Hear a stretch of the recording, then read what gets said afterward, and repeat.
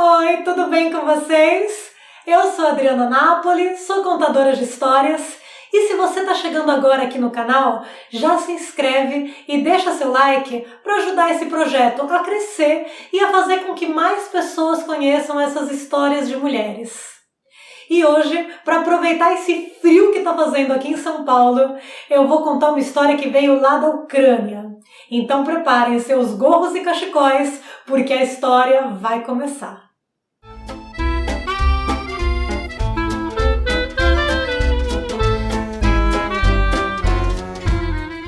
Essa história começa muito antes do nascimento da nossa protagonista. Começa na Ucrânia, com um rapaz muito pobre chamado Pinkas e uma moça elegante chamada Mania. Um dia, os dois chegam na idade de se casar e, como era muito comum naquele tempo, o pai de Pinkas contrata um casamenteiro para encontrar a noiva ideal. Foi assim que Pinkas e Mania se conheceram. Um casamento arranjado, como muitos. Tiveram permissão para se verem somente na presença dos pais. Esse foi o breve noivado que tiveram antes de se casarem em 1910. Depois do casamento, eles se mudam para uma cidade chamada Savran, e lá nasce a primeira filha do casal, Léa. E contrariando a lógica que se espera de casamentos arranjados, os dois se amaram. Nutriam uma profunda admiração e respeito um pelo outro e diziam até que sabiam se comunicar pelos olhares. Depois de Léa, nasceu Tânia e tiveram momentos muito prósperos e felizes e teriam tido uma vida muito feliz, se não fosse a guerra e também os preconceitos por eles serem judeus. Entre 1914 e 1918 aconteceu a Primeira Guerra Mundial. E guerra? Bom, guerra só é bonita e heróica em filmes norte-americanos, porque eles querem vender armas, né, gente? Na vida real, a guerra é fome, miséria e violência. A Ucrânia era leal à coroa russa, e a Rússia via os judeus com desconfiança. Eles acreditavam que eles trabalhavam escondidos para a Alemanha na guerra, e assim uma intensa perseguição aos judeus começou. No meio disso, em 1917, além da Primeira Guerra Mundial que ainda estava acontecendo, aconteceu também a Revolução Russa e depois a Guerra Civil Russa, ou seja, guerra atrás de guerra naquela região e sempre com uma propaganda antissemita muito forte acusando os judeus de traição. E isso fez com que começassem os pogroms. E o que eram os pogroms? Eram grupos de pessoas que invadiam as casas de judeus, roubavam tudo que eles tinham, assassinavam as pessoas e estupravam as mulheres. Os pogroms eram o pior pesadelo dos judeus que viviam na Rússia e na Ucrânia. O pai de Mania é assassinado em um pogrom e Mania é estuprada por soldados russos. E como se isso já não fosse tristeza o suficiente, Mania contrai sífilis por causa desse estupro, em uma época em que a penicilina, principal remédio contra a sífilis, ainda não havia sido inventada. Assim, ao invadirem seu corpo, aqueles homens a condenam à morte. Porém, havia uma crendice naquela região. A sabedoria popular dizia que uma gravidez poderia purificar o corpo da mulher e assim curá-la da doença. E assim, Pinkas e Mania chamam ao mundo a protagonista da nossa história. Nasce em 1920 em um povoado chamado Chechelnik, Shaya, a menina que tinha como propósito salvar a vida da mãe. Shaya, seu nome, significava vida. Mas é claro que isso não funcionou. Como nós aqui em 2020 sabemos muito bem, remédios e soluções milagrosas para doenças que ainda não descobriram a cura e que são espalhados de boca em boca e hoje em dia de celular em celular não são ciência. E Mania não se curou. E essa mágoa por ter falhado em seu propósito de trazer a cura para sua própria mãe, a menina Shaya, que mais tarde mudaria seu nome para Clarice, nunca se perdoou. A família, então, foge da Ucrânia, onde viviam na miséria, passavam fome e estavam sujeitos à violência, e se refugiam aqui no Brasil. Sim, Clarice Lispector, a mulher que marcou a literatura brasileira para sempre, foi um bebê que chegou ao Brasil em uma família de refugiados, no colo de uma mãe muito doente e que buscavam, nessas terras, recomeçar uma vida. Quando chegam ao Brasil, a família toda muda seus nomes para nomes brasileiros. Pincas vira Pedro, Mânia, Marieta, Léa vira Elisa, Tânia fica sendo Tânia mesmo, e Chaia, a menina vida, muda seu nome para Clarice. Clarice Lispector. Começaram a morar em Maceió, cidade que eles escolheram porque eles já tinham alguns parentes que viviam lá e eles podiam ajudar. Mas depois resolveram se mudar para Recife. Seu pai trabalhava nas ruas, comprando roupas velhas para revender, e ganhava um dinheirinho a mais ensinando hebraico para as crianças. A mãe? Bom, sua saúde piorou muito e seu corpo começou a paralisar. Assim, a filha mais velha, Elisa, ficava responsável por cuidar da casa e, embora ainda fosse muito novinha, já trazia no olhar um peso e uma austeridade que mostravam que sua infância lhe havia sido roubada. A mãe, pouco a pouco, foi piorando, paralisando, até que ficou prisioneira dentro de seu próprio corpo, dependendo do marido e das filhas para fazer tudo. E como a caçula, Clarice, ainda era pequena demais para ajudar, ela tentava ajudar contando histórias mágicas onde sua mãe era curada e assim conseguia arrancar sorrisos dela. Mas um dia, Mânia não queria mais viver. Disse para a filha mais velha: "Quando eu morrer, não chore, será um alívio tão grande para mim." E aos 42 anos de idade, seu sofrimento, iniciado em um dia de terror na Ucrânia, acaba na cidade de Recife. Clarice jamais se perdoou pela morte da mãe. Esse fato ela levaria junto com ela e estaria presente em sua obra por toda a sua vida. Em seu livro, A Descoberta do Mundo, ela escreveu: "Fui preparada para ser dada à luz de um modo tão bonito. Minha mãe já estava doente e, por uma superstição bastante espalhada, acreditava-se que ter um filho curava uma mulher de uma doença. Então, foi deliberadamente criada, com amor e esperança. Só que eu não curei minha mãe. E sinto até hoje essa carga de culpa. Fizeram-me para uma missão determinada e eu falhei. Como se contassem comigo nas trincheiras de uma guerra e eu tivesse desertado. Sei que meus pais me perdoaram eu ter nascido em vão e tê-los traído na grande esperança. Mas eu não me perdoo.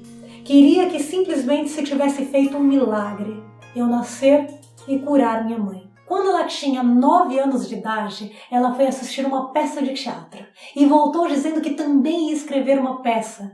E escreveu Pobre Menina Rica.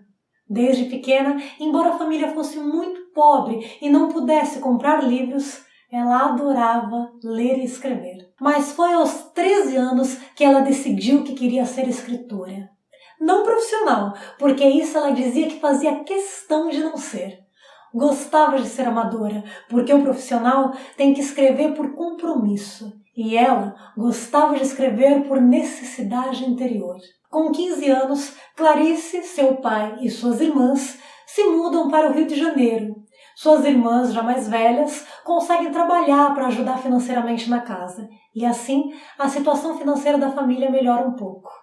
Clarice decide fazer faculdade de Direito, o que era bem incomum naquela época, tanto por ela ser mulher e a maioria dos aspirantes a advogados serem homens, quanto por ela ser pobre e o direito sempre foi uma profissão ligada à elite. Mas Clarice tinha sede por justiça. Afinal, ela viu o sofrimento de sua mãe e de sua família provocado por um crime. Clarice escreveu: "É que fui uma adolescente confusa e perplexa, que tinha uma pergunta muda e intensa. Como é o mundo? E por que esse mundo? Fui depois aprendendo muita coisa, mas a pergunta da adolescente continuou, muda e insistente. Um dia, seu pai se sente mal e precisa fazer uma cirurgia para retirar a vesícula. Mas naquela época qualquer cirurgia era arriscada. E aos 55 anos, o pai dela, que já havia passado por tantas coisas, falece, possivelmente de um erro médico. Aos 20 anos, Clarice já era órfã de pai e mãe. Clarice, que se descrevia como tímida, mas ao mesmo tempo ousada, leva um dos seus contos para Raimundo Magalhães Júnior, diretor da revista Vamos Ler, e diz: "Eu tenho um conto, você quer publicar?" Ele lê um pedaço e pergunta: "Você copiou de quem?" E ela responde: "De ninguém, é meu." E ele resolve publicá-lo. Impressionante como a capacidade da mulher é sempre colocada em dúvida, né? Depois desse conto, ela ousa mais uma vez. Vai até o chefe de Raimundo e diz que quer trabalhar lá. E assim, ela começa a trabalhar na Agência Nacional como editora e repórter. Lá ela conhece Lúcio Cardoso, um escritor por quem ela se apaixona perdidamente. Ele era bonito, inteligente, sedutor, espirituoso, criativo e gay. Pois é, só que essa paixão impossível, junto com a perda do pai, a pressão na faculdade, no trabalho, fizeram ela ser internada pela primeira vez com depressão. Ao sair do hospital melhor, ela decide converter essa paixão bonita em uma amizade. Amizade que Clarice conservaria para sempre. Mesmo à distância, os dois trocaram cartas por toda a vida. Clarice então se sente pronta para um novo amor. Mauri, um colega da faculdade de Direito com quem ela se casa. Aos 23 anos, Clarice escreve seu primeiro romance, Perto do Coração Selvagem, e vira um sucesso. Aclamado pela crítica, premiado, chegaram a considerar o livro a maior novela escrita por uma mulher em língua portuguesa. Porém, a vida de Clarice estava prestes a mudar. Seu marido Mauri se torna diplomata depois de se formar na faculdade e precisa se mudar do Brasil. Assim, Clarice, para o acompanhar, deixa aqui no Brasil sua família, seus amigos, seu emprego, sua carreira que estava em alta, tudo para iniciar uma vida de esposa perfeitinha de diplomata. Vida que ela sempre descreve como um tédio.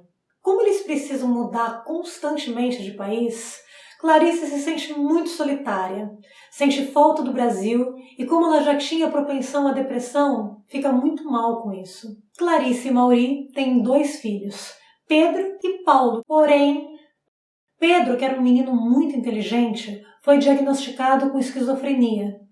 Clarice, que já não aguentava mais essa vida de viajar de um país para outro, sempre abdicando de si própria por causa da rotina do marido, se sentindo incompreendida e vendo também que seu filho ficava sempre muito nervoso com os deslocamentos, resolveu se separar e voltar para o Brasil. Mauri segue-a amando.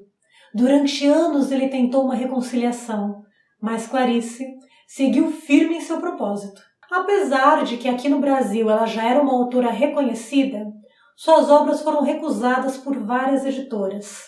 E Clarice nunca ficou rica por sua arte. Sei bem o que é isso, Clarice. Sei bem o que é isso. Começa a escrever para crianças porque o seu filho, quando tinha 5 anos, pede para ela escrever uma história para ele.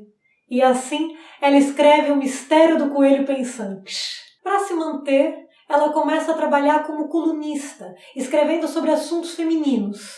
E também começa a escrever como ghostwriter. Clarice gostava também de pintar. Não profissionalmente. Aliás, ela dizia que o que ela mais gostava era de pintar sem ser pintora. Que ela fazia isso para relaxar, para desabafar. E que escrever também é uma forma de pintar, só que com palavras. Em 1962, seu livro A Maçã no Escuro ganha o prêmio Carmen Dolores Barbosa. E na cerimônia de premiação, o ex-presidente Jânio Quadros, que presidia a cerimônia, a chama para conversar num quarto privado. E lá, ele tenta abusar sexualmente de Clarice. Sim, o ex-presidente Jânio Quadros, o mesmo que proibiu o uso do biquíni por causa dos bons costumes da família tradicional, chega a rasgar o vestido de Clarice. Agora, imaginem vocês, essa mulher que já tinha na família um histórico com abuso sexual, como ela se sentiu nesse momento, não é?